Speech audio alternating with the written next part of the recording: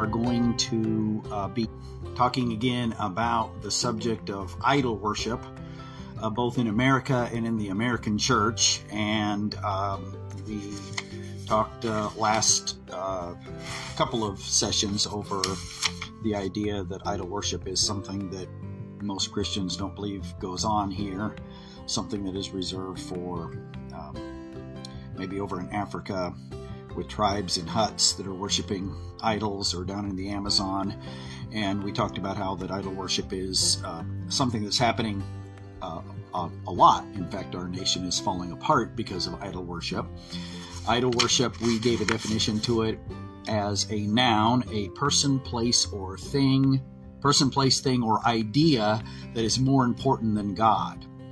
An idol can be something that is good in our lives, like our family or our spouse, and some of those ideas. We talked about idol worship being directly tied to witchcraft, that idol worship and witchcraft are basically very similar, if not the same thing.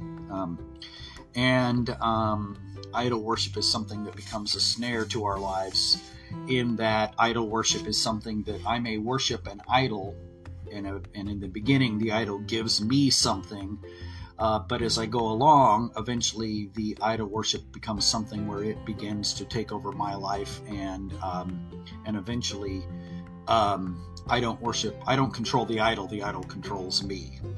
Now, we didn't hit on all the things. I only come up with my teaching here about 7 points that I felt were important as the Holy Spirit led me on this subject of idol worship, talking about it. And so I'm going to talk about one more point here, third point about idol worship that I found. And we had ended up in Psalms 106, verse 36 last time. And in that verse 36, talked about the idols being a snare in our lives. But if you jump down and read from verse 36, it says in verse 37 and 38 that we're going to focus on, it says, they even sacrificed their sons and their daughters to demons, and shed innocent blood, the blood of their sons and daughters, whom they sacrificed to the idols of Canaan, and the land was polluted with blood. Now, one of the things, if you do even a basic study of the subject of Israel from pretty much the time of Abraham, well, the Israelites going into the land of Canaan and becoming a nation, and you will find that the Israelites had been plagued by the idols and the worship of the nation around them that are their sinful hearts, and I'm not throwing stones at them because we're all the same, but their sinful hearts were drawn away by these idols of the nations around them. And so over and over again in the book of Judges and by Joshua, and even as the children of Israel were wandering in the wilderness, and when the kings came along, and really all the way through Israel's history, there was idol worship that began to creep in.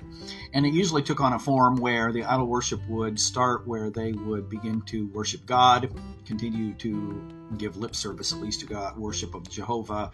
Then they would begin to worship the Ashtoreths and the Molechs and the Baals of the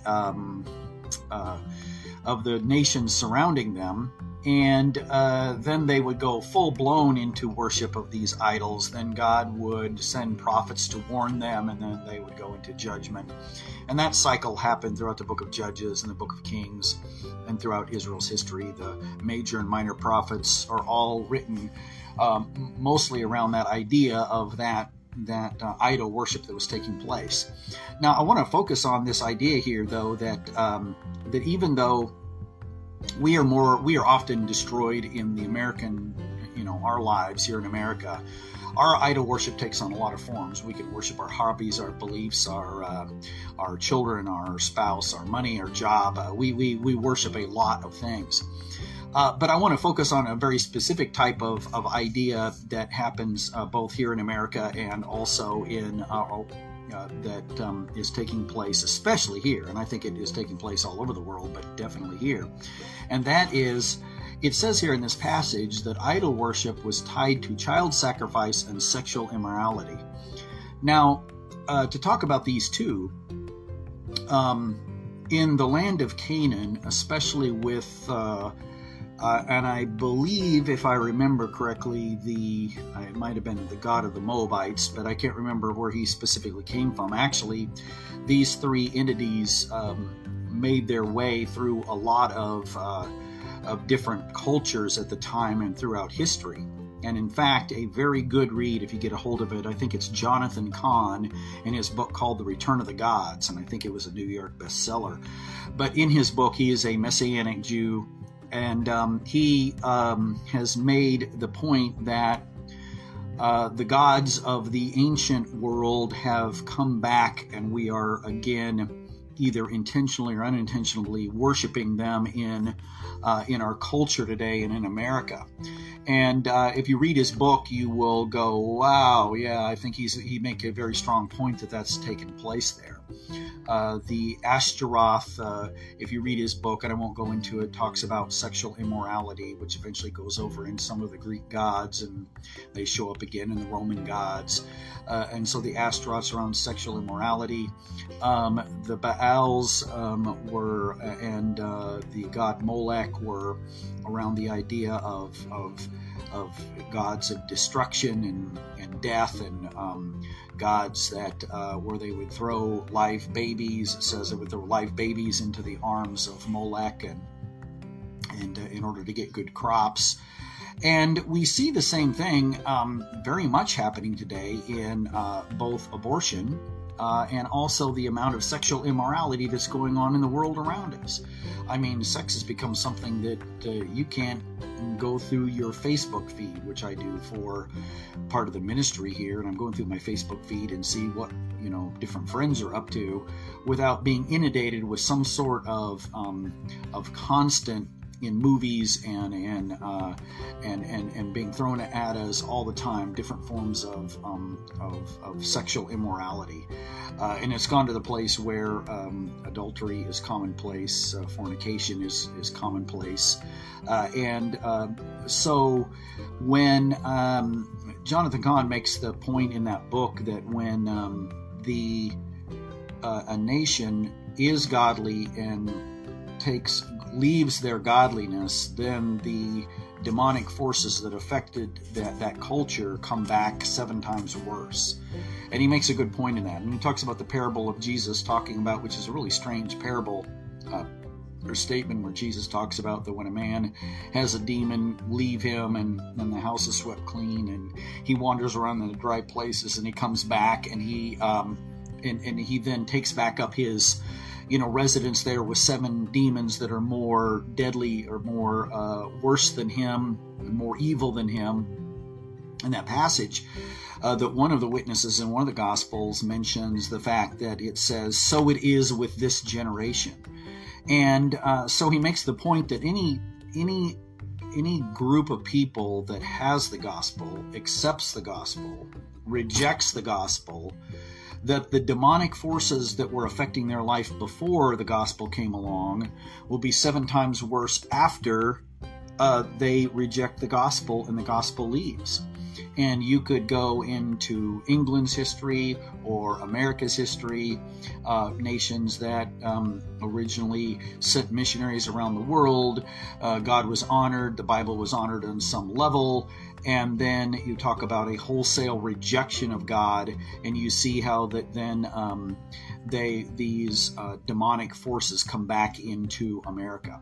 Now, to me, whether you agree with Jonathan Cahn or not, if you get a chance to read the book, I recommend it. It just is a good, very good kind of lesson and something to ponder. But even if you would disagree with him, I would say that if you can't look around the world and not see that the world is America and our culture is falling apart, and the nuclear family is falling apart, and I came from a divorced home from back in the 70s, and my family was a rarity then, and now is just a commonplace. The number of families where both the mom and dad are together and the kids are still together and stay together for a lifetime is now, I don't know what the numbers are, but extremely low as compared to in the past. And so we see the breakdown of the family going on, and a lot of issues going on in families and the lives of husbands and wives and kids and things that are happening and taking place here. So, but when I talk about idol worship, somebody's favorite hobby can be an idol. A lot of things can be an idol. But there is something to the idea of witchcraft and idol worship being very much tied to sexual immorality and child sacrifice. And in fact, if you read on any of the resurgence of the witchcraft that is going on in America, that two things that is pretty common, in fact, we got a third one in there, but three things that are very common to witchcraft around the world, and even idol worship at different types around the world, is that child sacrifice, cannibalism, and sexual immorality. That those are three things that seem to give the demonic forces power. They're worshipped in those ways, and those are three forms of satanic rituals that are part of the worship of the kingdom of darkness, and they're very powerful. So although we've been talking about idol worship in a very broad sense, and again, when we go over our other points, we'll talk about it in very broad sense, talking about anything, again, our husband, our wife, our kids, our car, our church, our Sunday school class, our, whatever, our pet favorite belief about something in the Bible. There are many, many good and bad things that can be worshipped above God and placed above God.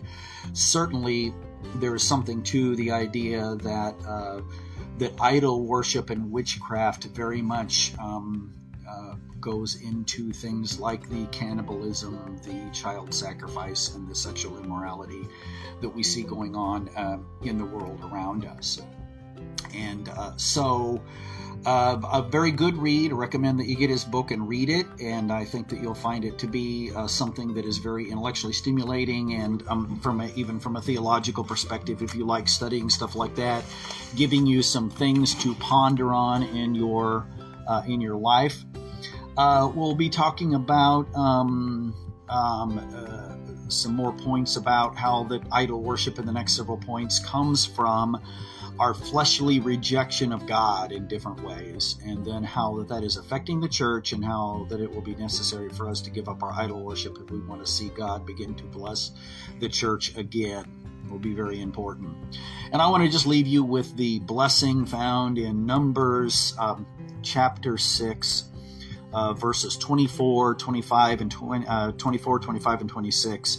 It says, "The Lord bless you and keep you. The Lord make his face shine upon you and be gracious to you. The Lord lift up his countenance upon you and give you peace." God bless you. We'll be back on here again probably tomorrow or the next day, and we'll continue with our study of idol worship in America and in the church. You just have a great evening.